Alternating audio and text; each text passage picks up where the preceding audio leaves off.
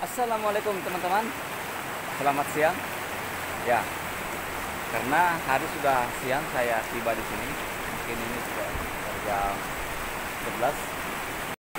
Butuh waktu untuk memindahkan peralatan kita menyeberang sungai. Ya, jujur aja itu sulit ya sahabat, berhubung cuacanya, airnya masih keruh seperti ini.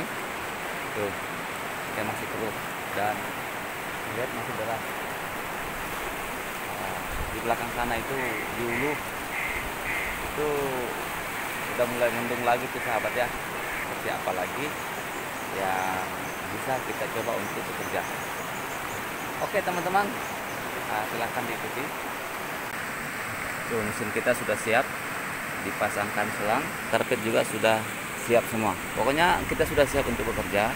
Saya ingin menunjukkan kepada teman-teman bahwa rumput yang ada di pinggiran sungai seperti ini sahabat, sebenarnya itu juga layak kita kerjakan ya. Inilah yang saya mau tunjukkan, kita kerjakan dan mudah-mudahan memang ada emasnya, tapi biasanya ada ya sahabat ya. Nanti juga kita akan tunjukkan. Jadi tempat ini adalah tempat yang kita tutorialkan kemarin ya, yang pertama kali. Sementara tempat yang saya tempati bekerja itu sudah saya tinggalkan dulu agar ini saya bisa tutorialkan. Tuh sahabat ya. Nah sahabat, terlihat di sini ada bekas tempat saya kerja ya. Itu adalah rumput-rumput yang saya ambil ya sahabat. Lalu saya naikkan ke atas karpet dengan memakai sistem siram dan sekop ini. Jadi ini saya sekop aja dan saya pindahkan ke atas karpet. Bulan lalu saya ada tutorialkan soal rumput yang bisa menangkap emas. Nah, perbedaannya rumput itu di bagian dasar sungai, artinya di bagian bawah, sementara rumput-rumput ini itu di bagian atas atau tebing. Ya, seperti sahabat lihat bahwa ini tuh jaraknya, ketinggian rumput ini itu kurang lebih 1 meter ya dari permukaan sungai ya. Seperti teman-teman lihat, tempat yang seperti ini itu sahabat jangan dilewatkan, karena biasanya kalau sungai yang sering kita dengar orang ambil emas, berarti di rumput-rumput itu yang di pinggiran sungai itu juga akan menangkap emas. Karena rumput seperti ini dia berfungsi seperti karpet emas, karpet alami ya. Nah, gitu teman-teman. Ya, tuh. Nanti kita akan, kalau ada kesempatan kita akan ke seberang sana. Sementara ini saya ingin menguji tempat ini. Dan alhamdulillah sahabat, ini kan saya sudah kerjakan ada sekitar 2 jam ya. Ada 2 jam yang lalu saya sudah kerjakan. Tuh rumput-rumputnya berserakan ya sahabat. Ya. Jadi sebelum saya kerjakan itu saya uji dulu. Saya ambil beberapa skop lalu saya dulang. Ya, inilah emasnya ya sahabat ya. Tuh.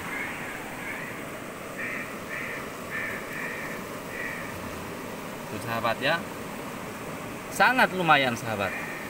Rumput ini itu memang seperti karpet. Jadi dia penuh betul itu. Itu aja saya sekop ya sahabat ya, itu keras. Jadi dia penuh sesak, saling berhimpit-himpitan di dalam situ. Jadi memang lumayan. Nah, ini saya kerjakan ini baru sekitar ada 3 meter ya, 3 meter kali 1 meter. Baru sekitar itu saya kerjakan dan masih banyak lagi sahabat. Nah, saya perkirakan ini material rumput karpet rumput alami seperti ini sahabat, saya perkirakan setiap 1 meter persegi itu bisa menyimpan emas 100 mili. Saya perkirakan seperti itu sahabat, karena dari sampel yang kita dapat itu sekitar 1 kaca atau 100 mili ya, karena tadi saya ambil itu kurang lebih 1 meter persegi. Ya. Jadi ini saya perkirakan sekitar 100 mili. Ya gitu teman-teman. Jadi jangan dilewatkan ya jika berjumpa dengan rumput seperti ini di pinggir sungai. Ya.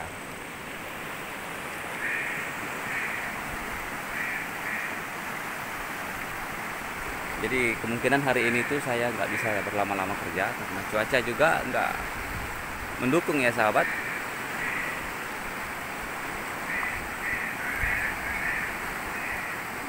Jadi sahabat boleh lihat bahwa emas itu bisa berada di mana saja di seputaran sungai itu.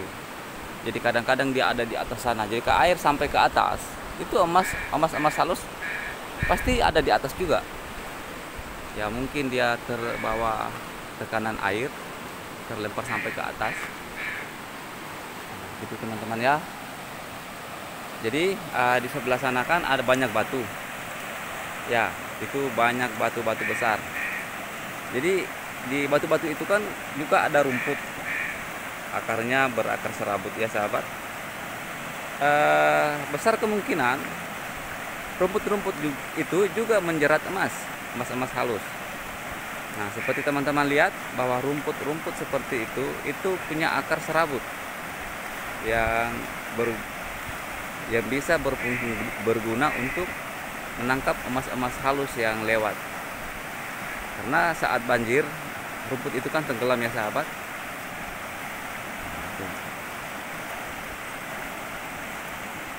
Jadi ada banyak cara untuk menguji sungai itu menyimpan emas atau tidak. Ada banyak ya sahabat. Sela-sela batuan seperti ini itu juga kadang menyimpan emas. Nah itu sela-selanya. Ya, sela-sela seperti itu ya sahabat ya.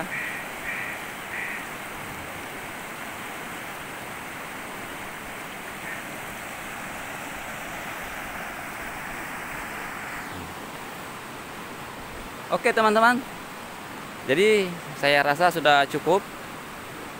Insya Allah lain kali kita akan tutorialkan lagi tempat yang baru. Ya mudah-mudahan sahabat bisa praktekkan di tempat masing-masing kalau ingin belajar mencari emas. Nah gitu sahabat. Jadi jangan lupa perhatikan rumput-rumput itu dan batu-batu. Batu besar, kerikil dan pasir bercampur jadi satu di situ, dan dinding-dinding batu. Ya, itulah 3 yang harus diperhatikan. Jadi setiap tempat yang punya kriteria yang seperti kita sampaikan sahabat, insya Allah itu ada emas. Apalagi kalau sungai itu memang sejarahnya orang menambang emas di sana. Ya, itu pasti ada juga menyimpan emas. Jadi makanya ke hulu sedikit supaya ketemu batu-batu besar seperti ini. Dan jika ada ketemu batu-batu besar seperti ini, terus di sekitaran sungai itu ada rumput-rumput seperti ini juga, wah, itu jangan dilewatkan sahabat. Oke teman-teman, begitu saja. Karena cuaca nggak terlalu mendukung, saya lihat-lihat aja dulu sahabat. Kalau memang nggak memungkinkan untuk kerja, terpaksa kita cabut aja. Jadi peralatan sudah kita amankan karena cuaca hari ini tuh tidak bagus ya, panas tapi sudah hujan di hulu ya. Jadi kita bersiap-siap mau pulang aja, barang-barang kita simpan di sini. Kalau di sini tuh aman ya sahabat.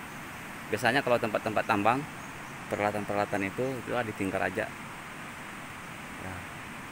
Dan kita membawa pasir hitam segini ya. Tuh teman-teman ya, insya Allah di situ juga sudah ada emasnya.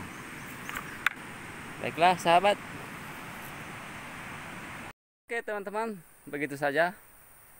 Karena cuaca juga tidak mendukung, jadi ya kita sudahi saja pekerjaan hari ini. Baiklah sahabat, terus ikuti channel belajar kita Esa Sagol. Insya Allah kita akan menunjukkan sesuatu yang bisa menjadi bahan pelajaran lagi. Assalamualaikum warahmatullahi wabarakatuh sahabat. Salam emas.